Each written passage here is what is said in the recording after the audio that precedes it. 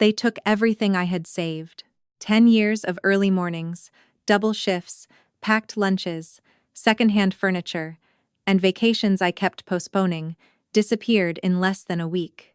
My future did not pay for a wedding venue, a down payment on a home, or the quiet life I had spent years preparing to build. It bought my younger sister a customized silver Lexus. Amanda unveiled it during dinner at the Harrington Grill, as if she had earned a national award. She wore a red designer dress. My mother cried with pride. My father raised his wine glass, while Amanda showed us a photograph of herself leaning against the hood. "To the future of the Carter family," Dad said. I remember waiting for someone to laugh. No one did. Then he explained that nearly $60,000 from my savings had paid the deposit, taxes, registration, insurance, warranty, and upgrades. The vehicle cost a little more than $110,000 once everything was included. The remainder had been financed. I asked whose name was on the loan. No one answered. My mother touched my hand and told me I should feel proud. "You don't have a husband or children," she whispered. "You weren't using the money." Amanda laughed as she checked the comments beneath her new post. "You always make more, Helen." I excused myself, walked into the restaurant bathroom, and opened my banking app. The account I had funded for a decade held less than $1,000. I did not scream. I did not throw wine. I returned to the table, signed my own meal receipt with the black fountain pen I had carried since college, and listened while my family congratulated themselves. They mistook my silence for surrender. Less than 3 weeks later, the transfer connected to the car had been reported as fraudulent, the receiving account had been restricted, and my father was shouting through the phone that I was destroying the family. But the money was only the first thing they had stolen. By the time I discovered what they had done with my name, my income, my credit, and the man I once planned to marry, the Lexus was the smallest part of the betrayal. My name is Helen Carter. I was 37 years old when my family decided that my future belonged to them. By day, I worked as a senior bookkeeper for a regional construction supply company. On Friday and Saturday nights, I tied on a black apron and waited tables at Bellini's, a family-owned Italian restaurant just outside town. The second job had begun years earlier when I needed to pay a medical bill. Once the debt disappeared, I kept the shifts. At first, I told myself it was temporary. Then I began transferring the extra income into savings. Friday tips became part of a future kitchen. Saturday tips became a row of chairs at a vineyard wedding. Holiday bonuses became a down payment on a small house with a garden. I lived in a modest one-bedroom apartment on the 3rd floor of an aging brick building. The radiator knocked in winter. One kitchen cabinet refused to close unless I lifted the door slightly. My couch had belonged to a coworker's mother before it belonged to me. Nothing matched, but everything was paid for. My car was a 12-year-old sedan with a small dent above the rear wheel. I maintained it carefully and planned to drive it until repairing it cost more than replacing it. My family called me practical. They also called me strong, dependable, and sensible. For years, I mistook those words for love. Whenever my father received a confusing tax notice, he called me. Whenever my mother wanted someone to compare insurance policies, she called me. Whenever Amanda needed receipts organized for her boutique, expense categories created for a sponsorship proposal, or a budget she would later ignore, she called me. No one called to ask whether I was tired. No one wondered whether I wanted something that could not be entered into a spreadsheet. I was the daughter who was always fine. Amanda was 4 years younger and impossible to overlook. She could enter a room 20 minutes late and make everyone feel as though the evening had only just begun. Her career changed names every year. First, she operated an online clothing boutique. Then she became a lifestyle creator. After that, she launched a podcast about confidence, followed by a personal brand consulting service. The projects rarely earned consistent money, but they looked impressive online. Amanda understood lighting, angles, captions, and the performance of success. My parents loved the performance. When she reached 10,000 followers, Mom ordered a cake decorated with a gold phone. When she appeared for 4 minutes on a local morning show, Dad sent the clip to nearly everyone he knew. When I was promoted and given responsibility for reconciling accounts worth millions, Mom replied to my message with a thumbs up. I told myself, Amanda required more encouragement because she was less secure.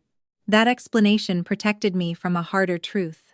My father, William Carter, had spent most of his adult life as finance director at Carter Mills Manufacturing. The company had been founded by his uncle and later expanded under an independent board. In our family, Dad's profession made him the unquestioned authority on money.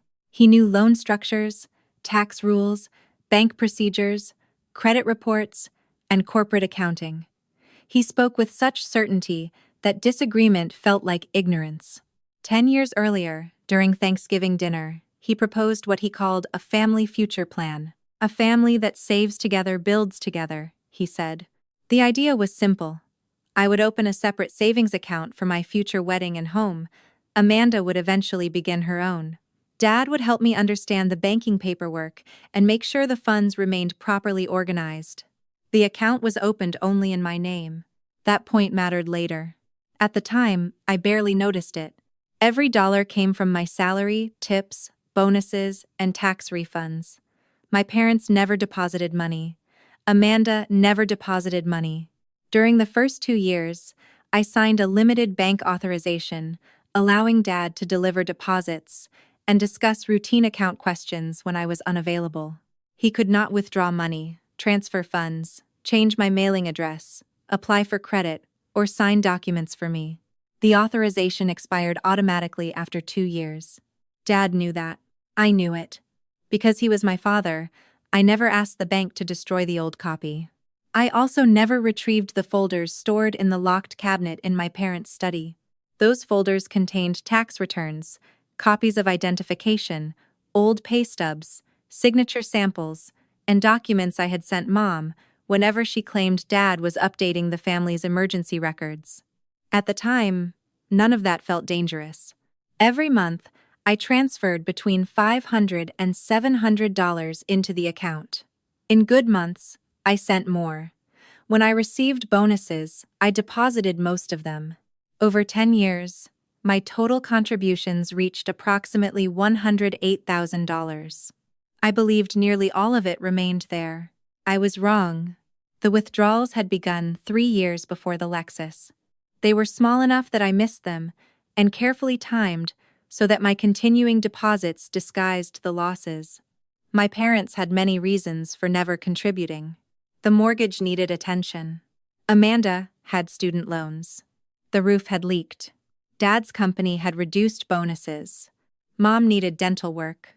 I never questioned them because I believed I was not supporting them. I believed I was saving for myself. I had even selected a wedding venue years earlier. It was a small vineyard west of town, with a stone building, a terrace, and rows of vines stretching toward the sunset. I had once imagined Jonathan Hale waiting there for me. Jonathan was a contractor. He built decks, repaired kitchens, restored old houses, and carried a pencil behind one ear even when he was not working. He did not come from money. He did not pretend that he did. He treated restaurant servers with respect. He returned shopping carts. He remembered the names of people's children. He measured success by whether he had kept his word. My father disliked him immediately. "He has no plan beyond the next project," Dad said. That was untrue. Jonathan had plans. They simply did not involve impressing William Carter. We dated for nearly 3 years. One evening, sitting on the hood of his truck with takeout containers between us, Jonathan showed me a ring. It was modest, elegant, and chosen carefully. "I haven't asked yet," he said. "I wanted to know whether this feels like you." It did. I told him so. After that, my parents began applying pressure. Dad questioned Jonathan's income. Mom suggested a wedding would distract attention from Amanda during a critical stage of her career. Amanda joked that my ceremony would be rustic in every possible way. At first, I defended him. Then I began asking Jonathan to wait. Wait until Amanda's product launch. Wait until Dad became more comfortable. Wait until Mom stopped crying whenever marriage came up. One evening, after months of tension, Jonathan told me he could not build a life with someone whose family had veto power over every decision. I'm not asking you to abandon them, he said. I'm asking you to choose your own life. I asked for more time. He looked exhausted. I've already given you time, Helen. A week later, he stopped calling. Dad said Jonathan had finally admitted he was not ready for marriage. Mom told me some relationships ended because God protected us from the wrong future. I believed Jonathan had left. The grief hardened into another reason to work. I stopped looking for love and focused on saving. Mom continued requesting documents. A pay stub because Dad was reviewing emergency income.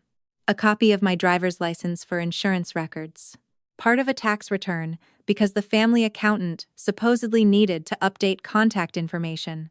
I sent them. Once, an email arrived saying an automotive lender had checked my credit. I assumed it was spam and deleted it. Another time, a generic letter from a vehicle finance company appeared in my mailbox. It looked like advertising.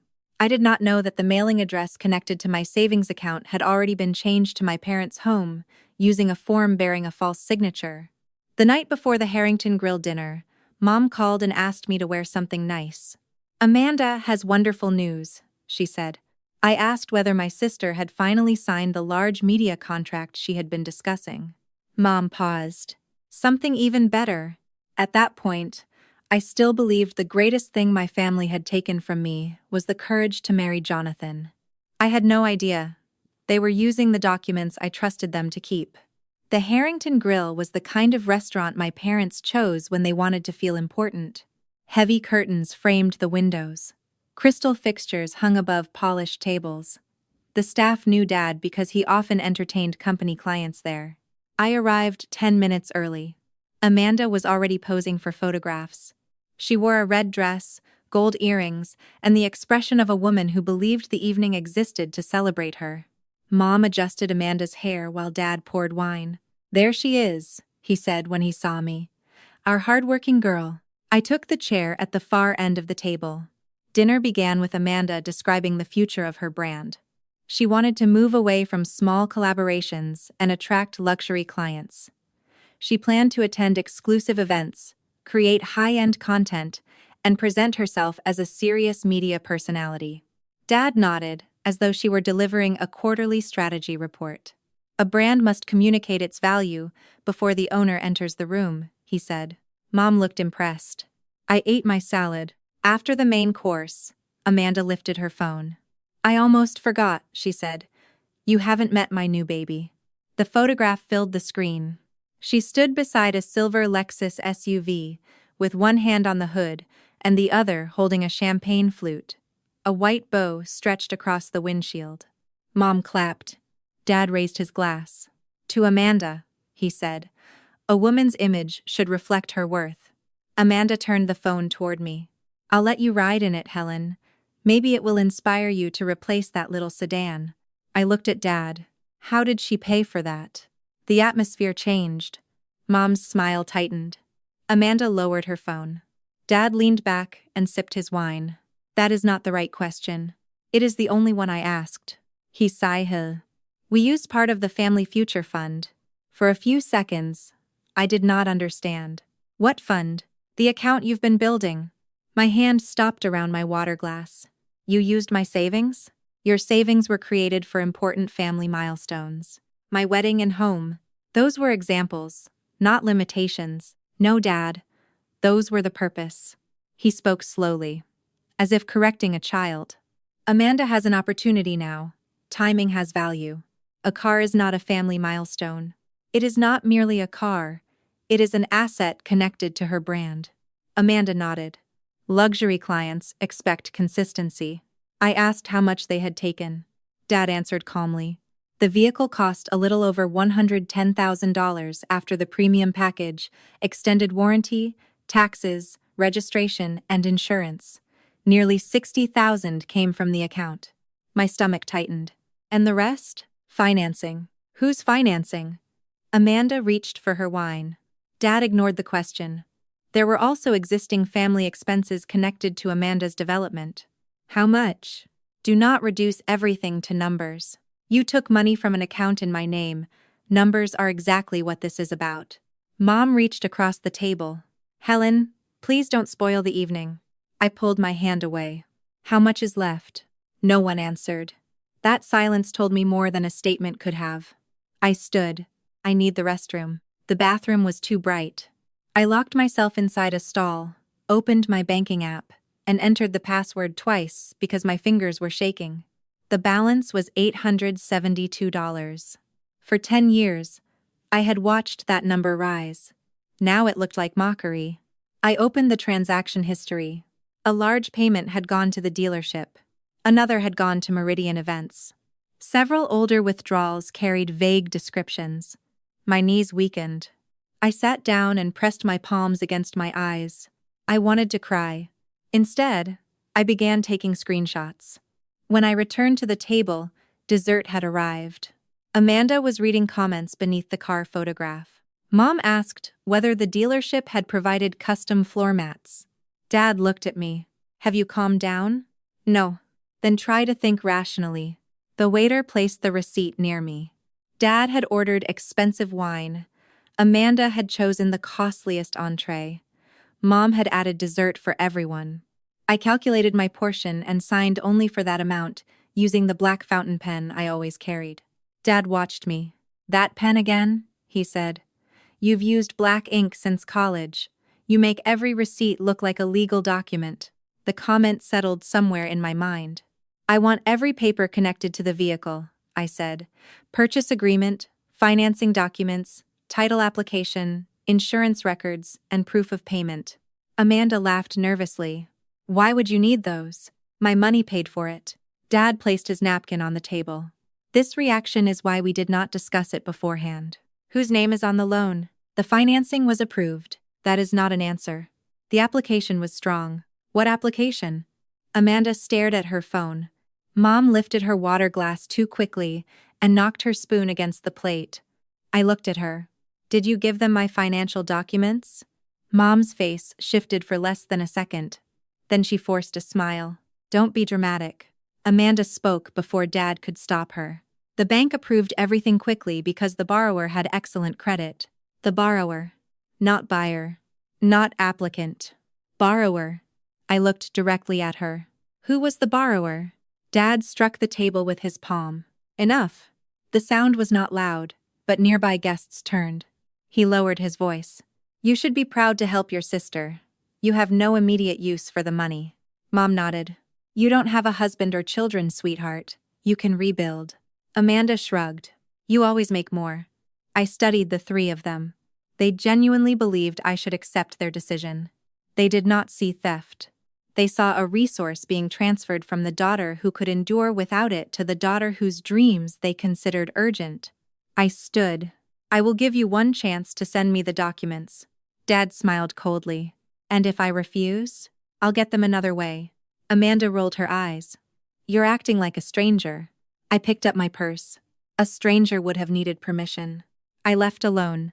On the drive home, I replayed the language. The borrower had excellent credit. The application was strong. The bank approved everything quickly. Those statements did not fit with a vehicle purchased in Amanda's name, using cash from my account. By the time I reached my apartment, I knew discovering how much they had taken would not be enough. I needed to know whose name they had used to obtain the rest. I did not sleep. I changed clothes, made coffee, and opened my laptop at the kitchen table. Then I downloaded everything I could access. Monthly statements, déposit confirmation, transfer histories, archived notices, tax records proving the origin of my money. By sunrise, pages covered the table and half the floor. The numbers told a story my family had hidden behind praise. My total deposits over 10 years came to approximately $108,000. The large Lexus payment was just under $60,000. The Meridian Events transfer was $15,000. Older withdrawals scattered across 3 years totaled a little more than $32,000. After bank fees and minor adjustments, the remaining balance was less than $1,000. The math was brutal and nearly complete. More than $32,000 had funded Amanda's trips, photo shoots, clothing, branding expenses, and unexplained purchases. $15,000 had gone to an event company. Nearly $60,000 had gone toward the Lexus. I opened Amanda's social media history and compared dates. A withdrawal of $2,300 matched her Venice trip. $1,800 matched Bali. $3,000 disappeared before a New York fashion weekend. A luxury retailer received payment the same day Amanda posted a handbag with the caption, "Sometimes believing in yourself means investing before others understand." She had not invested in herself. She had invested my labor in her image. I almost let anger overwhelm me.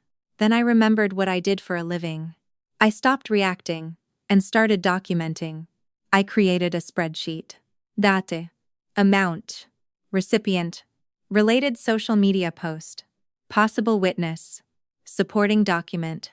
The $15,000 transfer to Meridian Events stood apart. The electronic record said it had been approved in person by the account holder nearly 2 years earlier.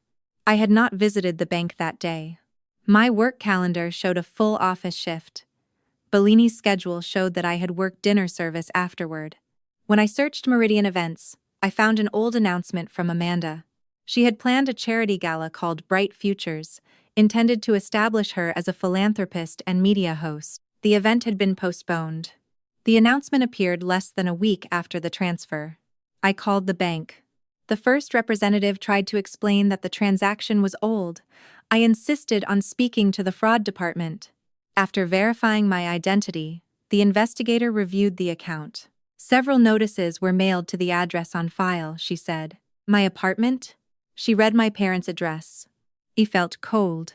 I have not lived there in nearly 20 years. The mailing address was changed by signed request. When? She gave me a date from 3 years earlier, shortly before the first unexplained withdrawal. Can I see the form? You will need to submit a records request. Was it done online? No. It appears to have been submitted at a branch. Can you see the signature? There was a pause. Yes. What color ink? Another pause. Blue. I looked at my black fountain pen lying beside the statements. I contacted Cynthia that afternoon. We had met at community college and remained friends for several years before work and life separated us. She now worked as a paralegal. We met at a cafe. I brought copies of the account agreement, expired authorization, transaction history, deposit proof, and work records. Cynthia read quietly. When she finished, she folded her hands. I need to be precise. That sounds serious. It is. The fact that you funded the account does not automatically make every withdrawal criminal. What matters is ownership, authority, consent, and documentation. The account is only in my name. That helps. My father's authorization expired years ago. That helps more. It never allowed withdrawals. Cynthia looked up. If someone used an expired authorization, forged your signature, or falsely represented that you consented, this may involve fraud and forgery, in addition to civil claims. She introduced me to Dean Whitaker. Dean's office occupied the second floor of an old building near the courthouse. He was calm, careful, and uninterested in dramatic conclusions. He asked whether Dad had ever contributed to the account. No. Whether I had ever given Amanda permission to use my income or credit. No.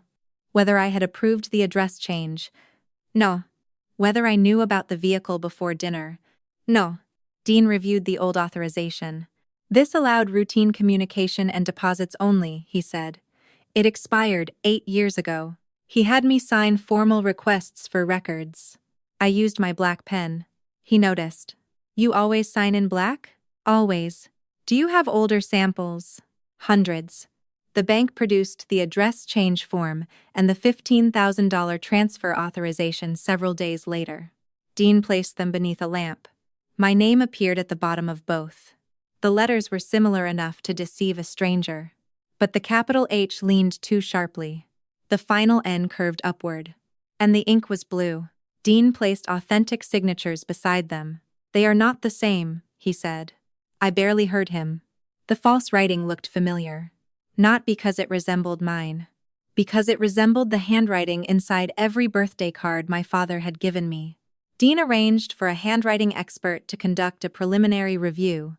He also asked the bank to preserve branch surveillance, employee notes, identity documents, and transaction logs. The bank later acknowledged that an employee who remembered Dad from the years when his limited authorization was active had accepted the address change form without completing every required identity check. Dad had submitted a copy of my identification with the forged form.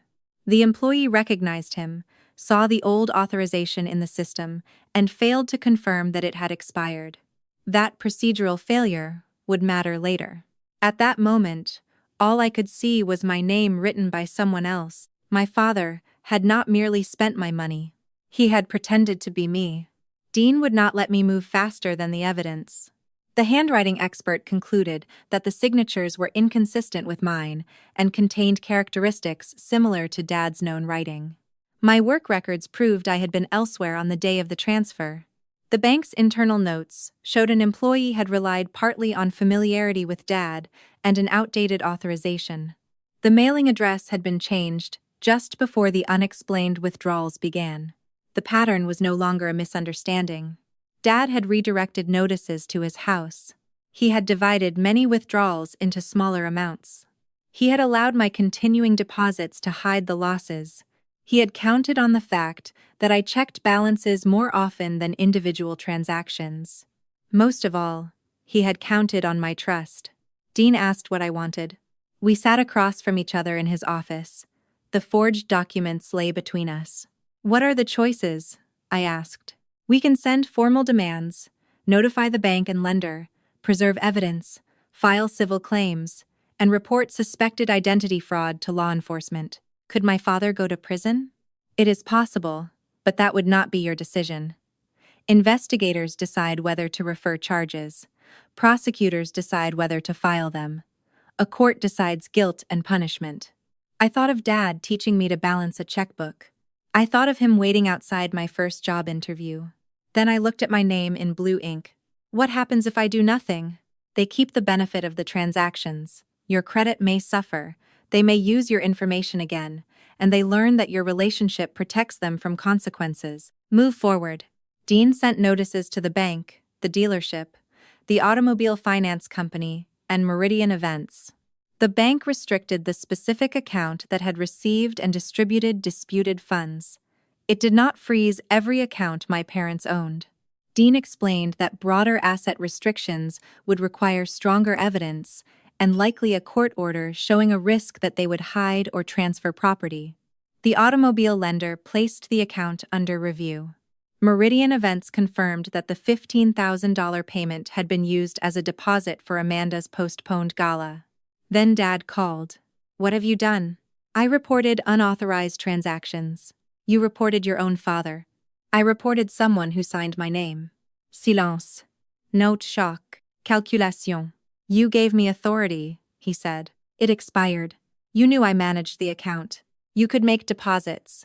You could ask routine questions. You could not withdraw money, change my address, or sign for me. We used it for the family. You hid it. Because you are emotional about money. I laughed once. The sound surprised me. You forged my signature. Do not use that word. What would you prefer? His voice dropped. You are creating consequences you do not understand. No. I am allowing consequences you assumed would never come. Your mother could lose the house. The house is not connected to the disputed account.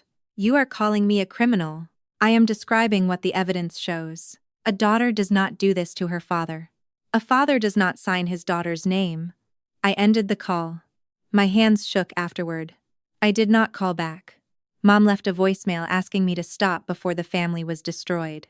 Amanda sent a message saying I was jealous. For several days, nothing changed publicly. Then a thick envelope arrived from the automobile finance company. It was addressed to me. The notice stated that payments on a luxury SUV loan were overdue. I called the lender and confirmed the account number. I was listed as the primary borrower.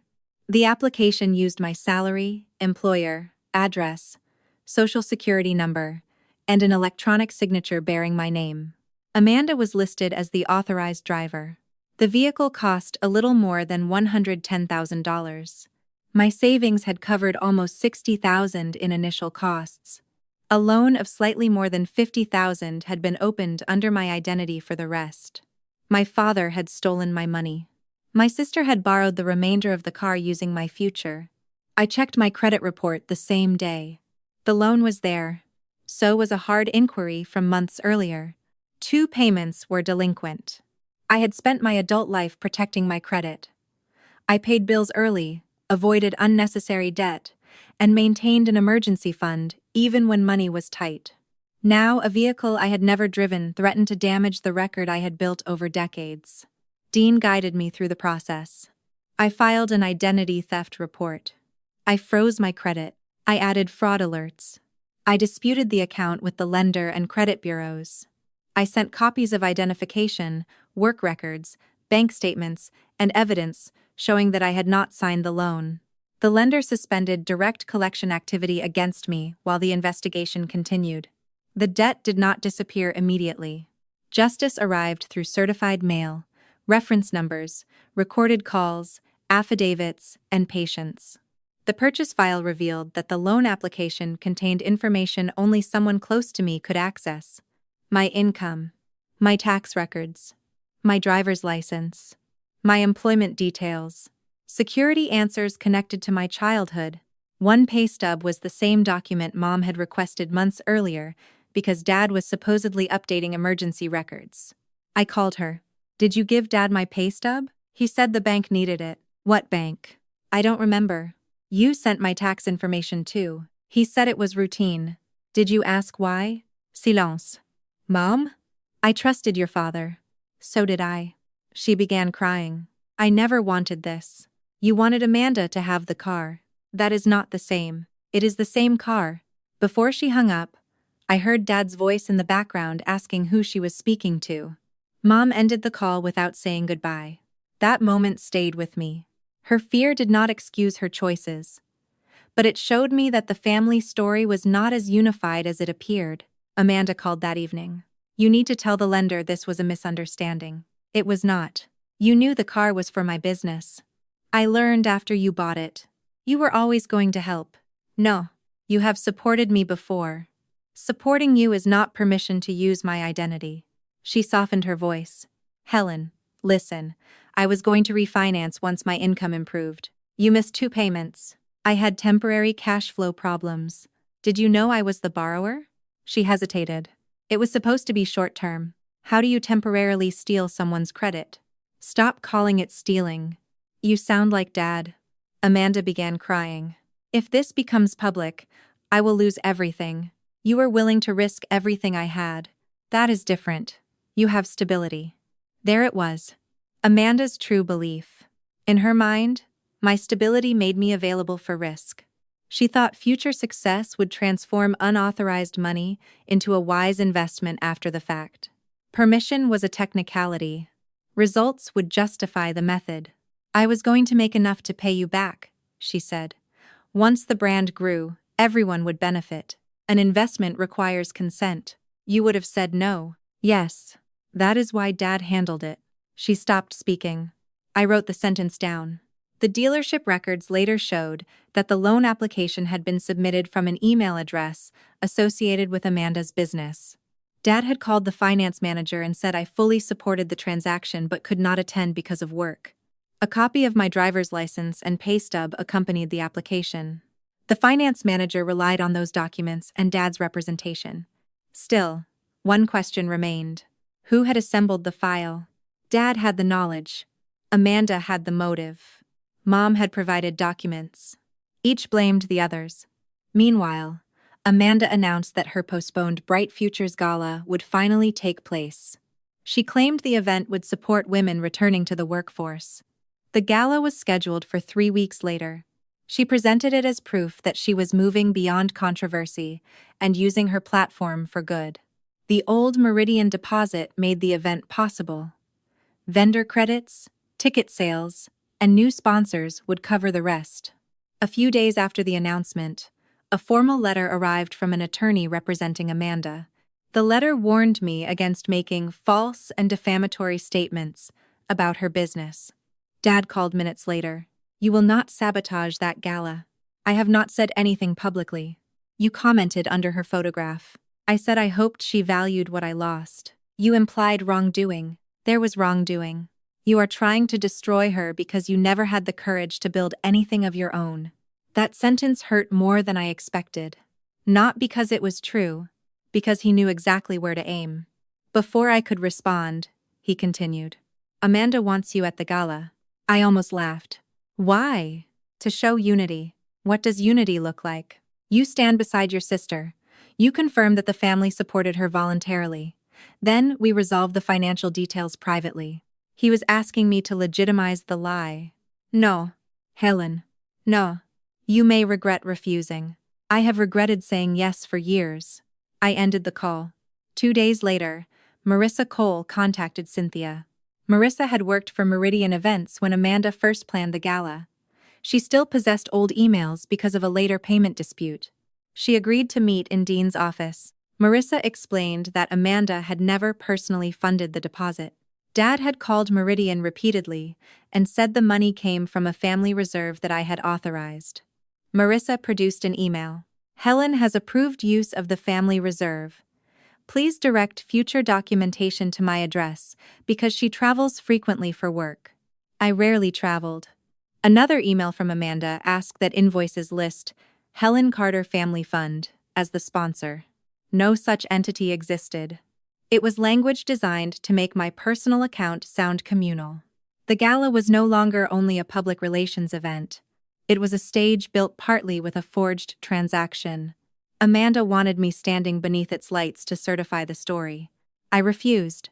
Dean advised me not to make dramatic public accusations before the evidence was fully organized. You are allowed to tell the truth, he said, but tell only what you can prove. Amanda increased her promotion. She posted photographs from the ballroom. She spoke about integrity, generosity, and women lifting other women. Then she posted another image beside the Lexus. The caption read, "Grateful for the family members who believe in my dreams, even when they do not understand them at first." I commented, "I hope you value what I had to lose for you to own it." Amanda deleted the comment within minutes. Screenshots circulated among people who knew us. A local lifestyle reporter named Evelyn Ross contacted me. She had been assigned to cover the gala and had heard there was a dispute connected to the vehicle. Dean reviewed my response. I confirmed that there was an active financial dispute involving unauthorized use of my funds and identity. I did not send private records. I did not speculate. I did not call Amanda a criminal. Before the gala, Amanda tried one final time to pressure me. She sent a message saying a seat had been reserved at the family table. She wrote, "You do not need to speak. Just being there will show people this is not what they think." I replied, "My presence would be used as consent. I will not provide it." The gala took place on Saturday. I watched part of the live stream from my apartment. Amanda stood beneath gold lights, wearing a pale designer gown. "True success," she told the audience, "means bringing other women with you." The applause sounded enormous through my laptop speakers. During the press portion, Evelyn asked whether money connected to me had funded the vehicle and the gala. Amanda smiled. "My sister has always supported my career. These are family investments that are being mischaracterized because of a private disagreement." Did Helen authorize them? Amanda hesitated. Then, she made a choice. "Yes, absolutely." The word echoed in my apartment. "She knew about the car," Amanda continued. "She knew about the gala. Unfortunately, she is emotional right now." That word again. Emotional. The word Dad used when facts became inconvenient. The clip spread because it was public, direct, and attached to an event about integrity. Evelyn contacted me again. This time, Dean allowed me to provide a redacted copy of the formal dispute notice showing that I had denied authorization before Amanda's statement. The first article remained cautious. It said Amanda's public claim conflicted with an existing identity theft report and civil dispute. 2 brands announced reviews of their partnerships. They did not immediately terminate anything. Consequences began slowly. That made them harder to dismiss. The following morning, Mom called. Her voice was low. "I did not know your father was going to use those documents the way he did. You gave him my documents. He said it was temporary." "For what?" "I can't discuss this on the phone." "Why?" A pause. Then I heard Dad asking who she was speaking to. Mom changed her tone immediately. I have to go. Mom, wait. There are things you don't know. About the loan? About more than the loan. The line went dead. That evening, a plain envelope had been pushed beneath my apartment door. There was no return address. Inside was part of an old printed email. The sender was Jonathan Hale. The recipient was my father. Only one paragraph had been copied. What you are asking me to do is not the same thing Helen asked for. I will not accept your version of her decision without hearing more. The rest was missing. The message did not explain what Dad had asked Jonathan to do. It did not prove why Jonathan left. But it showed that my father had inserted himself into a conversation I believed had existed only between Jonathan and me. While Amanda stood beneath chandeliers telling the world I had willingly funded her success, I realized the financial betrayal might not have been the first time my family had spoken in my name. The article about the gala did not destroy Amanda overnight. It opened a door. The lender confirmed only that the vehicle account was under fraud review. The bank refused public comment. Meridian Events said it was cooperating with legal requests. Amanda posted a tearful video accusing a jealous relative of twisting private family arrangements. Some followers believed her. Then Dean filed the civil complaint. He had waited until the evidence was organized. The complaint alleged unauthorized transfers, misuse of expired authority, forged signatures, unjust enrichment, and identity-based loan fraud. It listed dates and amounts. It included redacted exhibits. Evelyn published a second article explaining that the account had been funded solely by my earnings and that the authorization Dad relied upon had expired years earlier. Sponsors began suspending contracts. A skincare company paused a campaign. A clothing brand postponed a collaboration. Gala partners issued statements saying they had relied on representations that the funding was legitimate. Each consequence followed another piece of evidence. Dad's employer also began investigating. Carter Mills did not place him on leave because of gossip. The board acted after records showed he had used his company email to communicate with Meridian Events and the dealership. One document had been scanned from the finance department. Another email suggested he had asked an employee to format a financial summary using my income. The board placed him on administrative leave, pending an ethics review. Dad left a voicemail saying I had destroyed 40 years of work. I saved it. I did not respond. Mom called twice and hung up before I answered. The third time, Dad spoke from her phone. Stop contacting your mother. She contacted me. You are confusing her. She gave you my documents. She followed my guidance. That does not make her innocent. Nothing will ever be enough for you. Returning what you took would be a beginning. He hung up. 2 days later, my extended family invited me to Sunday dinner. Aunt Linda said everyone wanted to find peace. Dean advised caution. I went anyway, carrying only a factual summary he approved. Dad sat at the head of the table. Mom sat beside him, pale and silent. Amanda wore sunglasses indoors. Dad began before food was served. Helen has chosen to turn a family misunderstanding into a public attack. I placed the summary on the table. I filed a private fraud dispute. Amanda discussed it publicly at her gala. Amanda removed her sunglasses. You started everything with that comment. My comment did not create forged documents. Uncle Robert shifted uncomfortably. Can we avoid legal language? No, I said. Legal language is why this is no longer just a family argument. Dad leaned forward. The account was always intended for family use. The account was in my name. Every deposit came from me. Your authorization expired. You changed the mailing address and signed my name. Aunt Linda stared at him. William, is that true? He avoided the question. I managed the account for years. That was not what she asked, Mom whispered. Dad turned toward her. Barbara. Mom flinched. The room became still. I looked at her. Did you give them my documents? Her eyes filled. I gave papers to your father. Did you know they were connected to the car? I knew Amanda could not qualify alone. Amanda stared at her. Mom. The admission landed heavier than shouting. Dad accused me of manipulating everyone. I stood.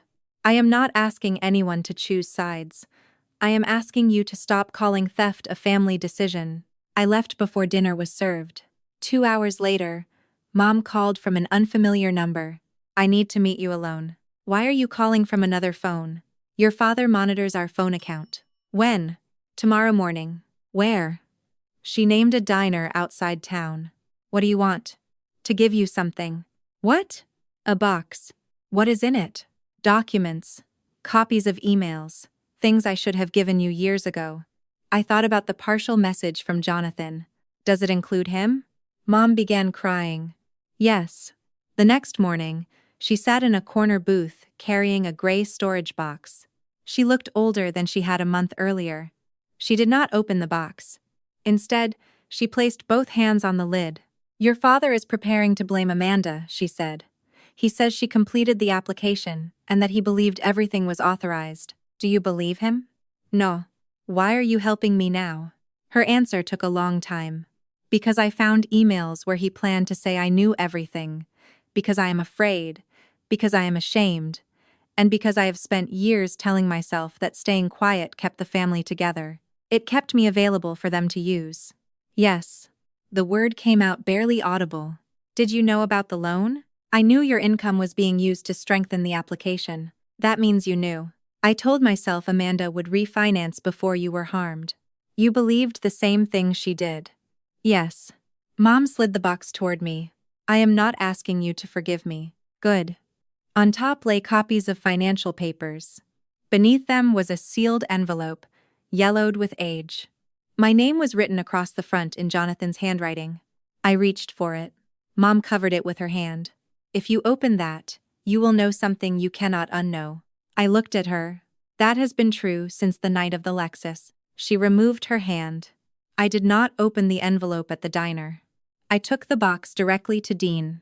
For the first time, Dad did not know what evidence I possessed. And for the first time, I understood why he might be afraid. Dean photographed and cataloged everything before I opened the envelope. The box contained copies of my pay stubs, tax returns, identification, old bank forms, dealership drafts, and printed emails. Then I opened Jonathan's letter. It was 3 pages long. He wrote that he still loved me. He wrote that he was willing to wait if waiting was my choice. He wrote that Dad had told him I believed marrying a contractor would embarrass my family. He wrote that Dad had asked him to leave quietly so I could move forward without conflict. At the bottom, Jonathan had written, Your father says you have chosen your family's expectations over our future. I will respect that only if it comes from you. Until then, I do not believe this is your decision. I had never received the letter. Dad told me Jonathan was tired of waiting. He told Jonathan I had rejected him. Mom knew the letter existed. She watched me grieve and said nothing. The financial emails were even more direct. Dad wrote to Amanda, Use Helen's income. Her credit is clean. Once your brand grows, refinance and she will never suffer a loss. Amanda replied, Will she see the inquiry? Dad answered, Not if notices continue going to our address. Helen checks totals, not details. She trusts me. Another exchange discussed the expired authorization. Amanda asked whether Dad still had authority. He replied, Technically no. The branch remembers me. If a signature is required, I can make it close enough. There was no misunderstanding left. No family custom. No accidental overreach. They had planned around my trust. Mom's role was also clear. She had emailed copies of my pay stubs and identification. She had written, Helen will be upset if she knows before approval. Better to show her once the opportunity is real. Mom had not designed the fraud. She had participated in preventing me from saying no. The same pattern connected the money and Jonathan. They treated my consent as an obstacle. They believed they knew which future should be mine. Mom provided a formal statement. She admitted supplying the documents, knowing Amanda could not qualify alone, and remaining silent after learning the vehicle had been financed under my identity. She also admitted knowing Dad had intercepted Jonathan's letter. Her cooperation did not erase her responsibility. It did complete the evidence. The mediation took place 6 weeks later. Dean sat beside me. Across the table sat Dad, Mom, Amanda, and their attorneys. Dad no longer looked like the unquestioned authority of every family dinner. Amanda wore a cream suit and no visible jewelry. Mom kept her eyes down. The mediator explained that the meeting was intended to explore a civil resolution. Dad spoke first. "We are prepared to acknowledge that mistakes were made," Dean answered. "Forgery is not a bookkeeping mistake." Amanda leaned forward. "I never intended for Helen to remain responsible permanently. You intended to use my credit until yours improved," I said. "I was going to refinance. You missed payments. I had temporary problems. You lied at the gala. I was under pressure. You said I authorized everything." She looked away. Dad tried another approach. "The funds were accumulated for family purposes. We proposed treating the remaining assets as shared and dividing the financial responsibility equally." I stared at him. "What shared assets?" "The family reserve." "There was no family reserve. There was my account. You always understood Amanda might benefit." "I understood I was saving for my future." Dad's expression hardened. "Helen has no children. Amanda's career supports her household and future family. Fairness does not always mean equal treatment." The same argument from the restaurant. My life mattered less, because it looked quieter. Dean slid the demand across the table. It required repayment of all unauthorized transfers, reimbursement of legal costs, interest, cooperation with the lender and credit bureaus, and surrender or approved sale of the Lexus. The vehicle would be sold. Any remaining loan deficiency would belong to those who signed, benefited from, or facilitated the transaction. Dad's attorney objected. Amanda began crying. Mom whispered, "Stop pretending. She owes us sacrifice." Dad turned toward her. "This is because you betrayed us." Mom raised her head. "No, this is because of what we did." It was the first time she included herself without qualification. Amanda stared at her. "You gave Helen the emails?" "Yes. How could you?" Mom laughed bitterly.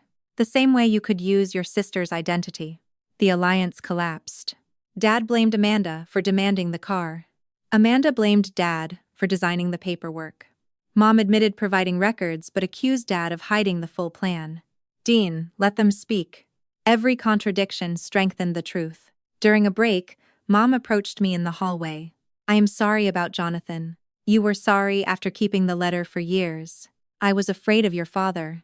You also believed Amanda deserved the spotlight." "Yes, that fear does not return the years." "I know." "No.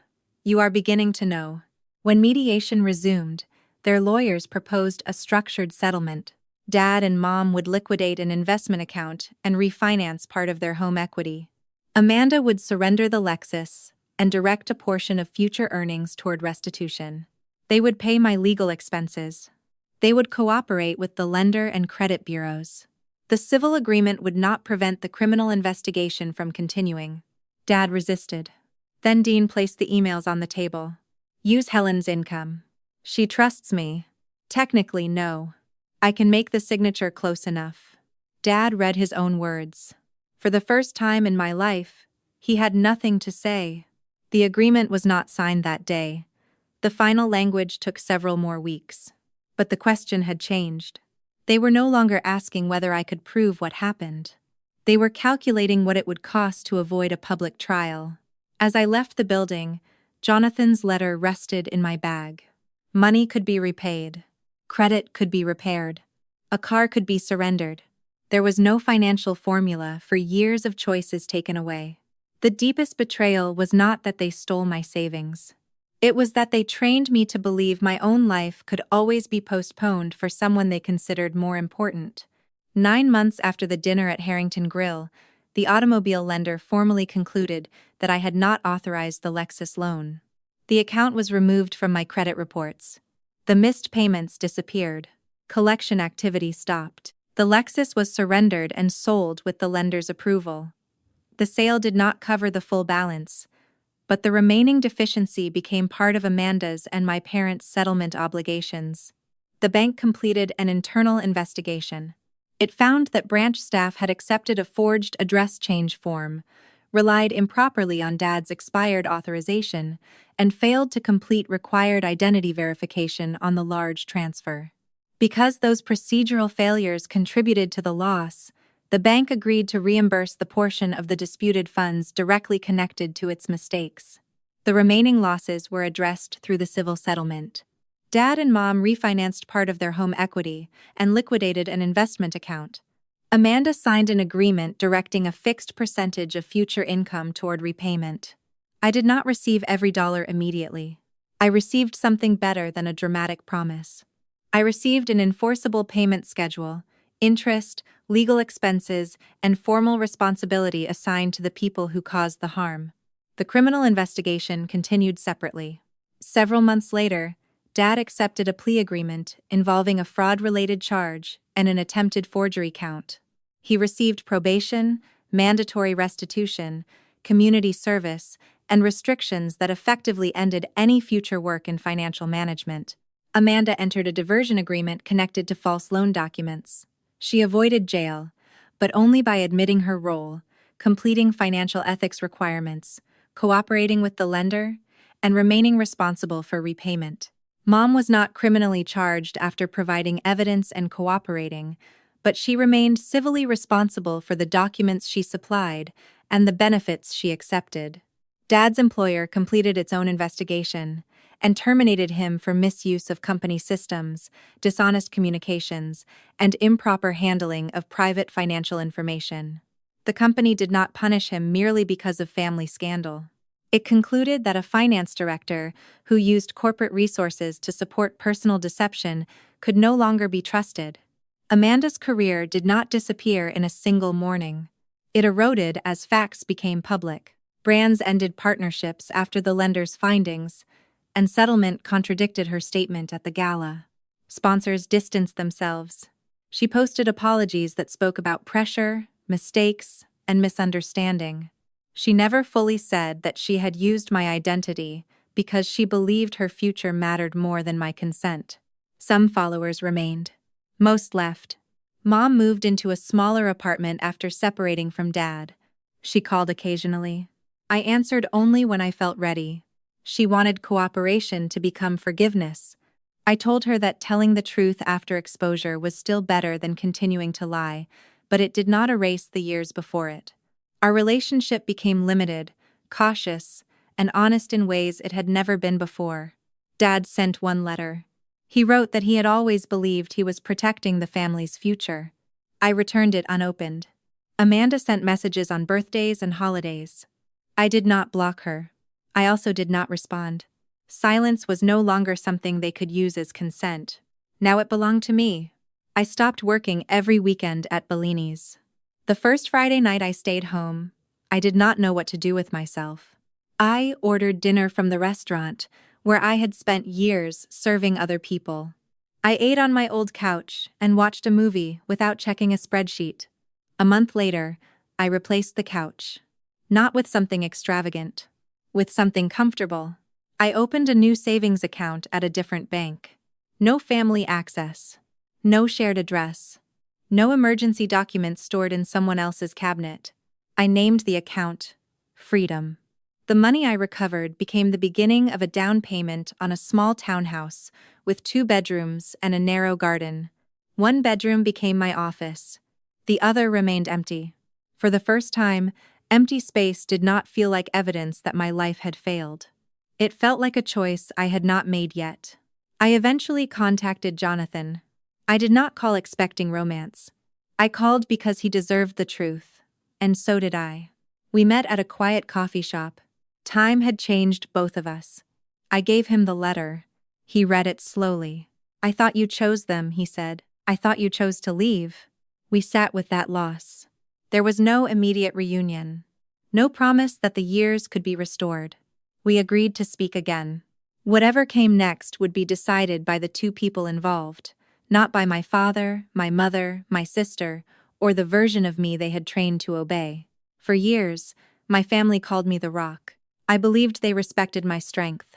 What they really meant was that they expected me to remain still while they built their lives on top of me. They used my money because I was dependable. They used my name because they believed I would remain quiet. They interfered with my love because they thought my choices could be postponed. I once imagined victory would mean watching them lose everything. It did not. My victory was opening my own mail, signing my own documents, choosing who entered my home, spending money without wondering whether Amanda deserved it more, saying no without explaining. They did not fall because I attacked them. They fell because I stepped away from the place where they had been using me as support.